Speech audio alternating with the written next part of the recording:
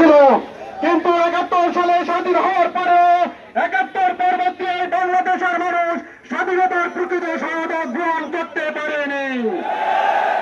71 পরবর্তী এদেশে যারা রাষ্ট্র ক্ষমতায় গিয়েছে, রাষ্ট্র পরিচালনা করেছে, তারা নতুন করে বাংলাদেশে ফেসিবাদ, খুন এবং গুমের রাজনীতি কায়েম করেছে।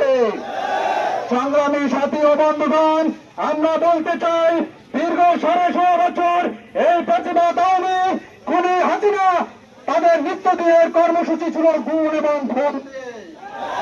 সংগ্রামী সাথী ও বন্ধুগণ, আমরা অন্তর্বর্তীকালীন সরকারের প্রতি উদাত্ত আহ্বান রাখতে চাই, অবিলম্বে সকল খুনিদেরকে দৃষ্টান্তমূলক শাস্তি নিশ্চিত করতে হবে।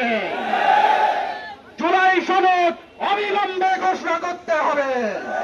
জুলাই সনদ নিয়ে কোনো টাল বাহানা চলবে না। আমরা বলতে চাই, খুনিদেরকে গ্রেপ্তার করা হয়েছে ঠিকই, কিন্তু তাদেরকে জেলখানায় বন্দি রেখে জামাই আদর করানো হচ্ছে, তাদেরকে আদালতে উপস্থিত করা হচ্ছে বরখাস্তের বেশি। সংগ্রামী সাথী ও বন্ধুগণ, আমরাও জেলখানায় ছিলাম, আমরাও রিমান্ডে ছিলাম। আমরা অন্তর্বর্তীকালীন সরকারকে বলতে চাই, অবিলম্বে শেখ হাসিনাকে দেশে ফিরিয়ে আনতে হবে এবং এই খুনি ফ্যাসিস্ট হাসিনাকে জনসম্মুখে ফাঁসি নিশ্চিত করতে হবে। আজকের এই আয়োজনে আপনাদের স্বতঃস্ফূর্ত অংশগ্রহণ করার জন্য সবাই মোবারকবাদ জানিয়ে কথা শেষ করতেছি। আমরা তৌফিক ইল্লা বিল্লাহ। আসসালামু আলাইকুম ওয়া রাহমাতুল্লাহ।